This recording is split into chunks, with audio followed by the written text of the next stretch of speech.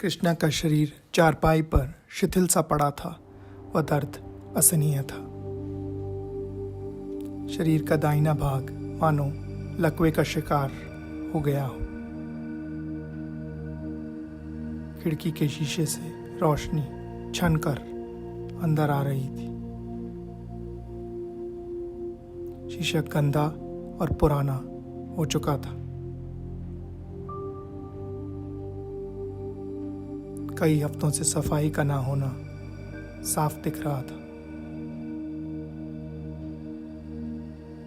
बर्फ से ढके पहाड़ों की धुंधली सी छवि मानो मूक होकर उसकी ओर निहार रही थी। रात भर में यह दर्द अचानक दस्तक दे चुका था और अब एक बेबसी पूर्ण ठहराव आ गया था।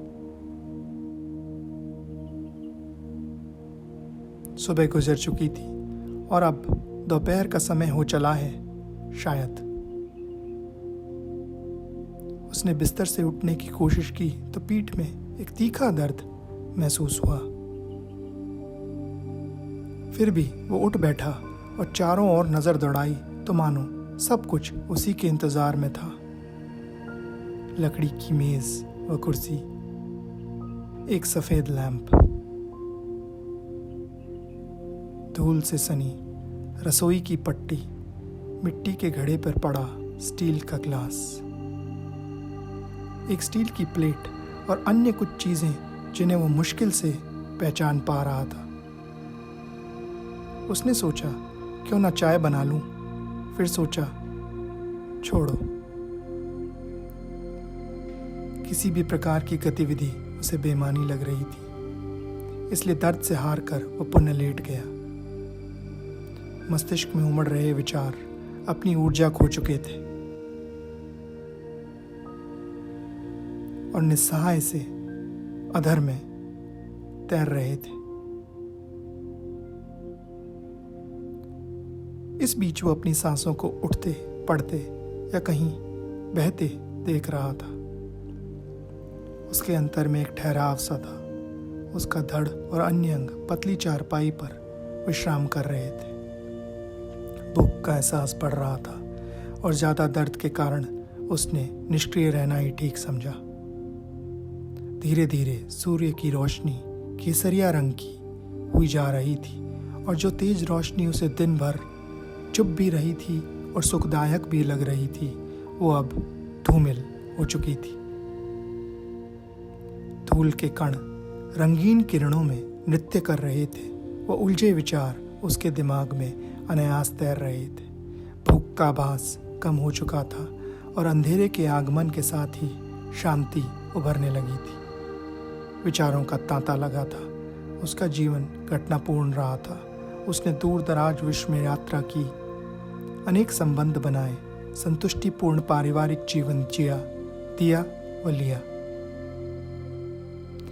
इस सब के बीच उसका जी एक अलग यात्रा पर था, मानो उससे ही स्वच्छंद। जांचता, परखता, पीड़ा पाता और अक्सर उसे जीवन के प्रवाह के बिल्कुल विपरीत ले जाता। नींद का कोई ठिकाना ही नहीं था। आगे लंबी और दर्द भरी रात होगी। बाहर घाटी में हवा की सरसराहट है और पास से एक जलधारा मंथर गति से बही जाती है। पानी से उठे स्वर उसके कानों को विचलित कर रहे थे। झिंगुरों की आवाज शांत घाटी में जोर से गूंज रही थी। कुछ पंछी पेड़ों में चहक रहे थे और पत्तियों में सरसराहट थी। उसका कंधा, गर्दन व बदन के दाहिने ओर का निचला हिस्सा गतिहीन हो चला था। इसके विपरीत बाएं ओर का शरीर अलौकिक, हल्का और पीड़ा से परे था। संयोगवश उसका शरीर अब उसके मन की दशा दर्शा रहा था। उसके विचार पीड़ा से बोझिल व एक हल्की चेतना जो भीतर से सब कुछ देख रही थी। दीवार घड़ी की क्लिक क्लिक उसके कानों में गूंज रही थी। और उसने अपना ध्यान अपनी इंद्रियों में केंद्रित कर रखा था। उसका मुंह गीला, हाथ पैर स्थिर, शरीर के ऊपर हिस्से में जकड़न, दर्द तीखा और आंखें बंद थीं। जैसे जैसे उसकी सांसें अंदर और बाहर हो रही थी, वैसे वैसे उसकी बंद आंखों के पीछे अनेक रंग नजर आ रहे थे। 23 साल की उम्र में जब उसे आध्यात्मिक अनुभव हुआ था, तब से अनेक बार ऐसा हुआ है। बंद आंखों में केसरिया रंग अब लाल हो चला था, और फिर बीचों बीच एक बैंगनी गोलाकार बनने लगा।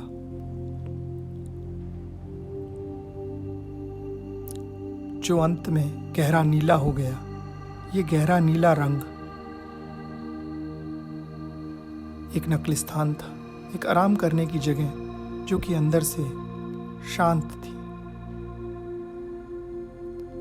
और वहां एक विचार शून्यता का आभास था। समय के साथ वहां का रंग गहराता गया और ऐसे लगने लगा जैसे कि वो सितारों के संग आकाश गंगा के सुंदर किनारे पर स्थित है, और इस खलोग में प्रवेश करने की संभावनाएं भी मौजूद थी, और अनेक बार वो ऐसा कर भी चुका था। अपनी मर्जी से नहीं, पर शायद एक अकथनीय बहाव के कारण अनेक बार उसे ऐसा लगता था जैसे वो अपने शरीर से दूर पहुंच जाता है, पर धरती पर स्थित जीवन व विचारों की अशांति उसे वापस खींच लाती है।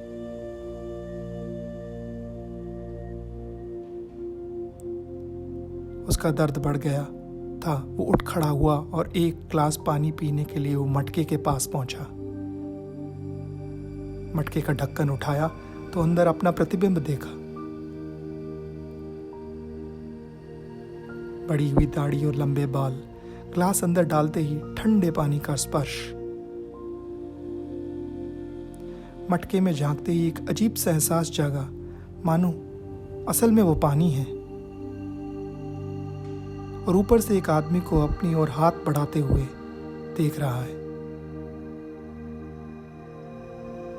वहां पर बिस्तर पर पहुंचा तो पाया कि उसकी नब्ज तेज चल रही थी और उसे बहुत बुखार था। अंत में उसने एस्प्रिन निगल ली और ठंडे पानी को उसे शांति देते पाया।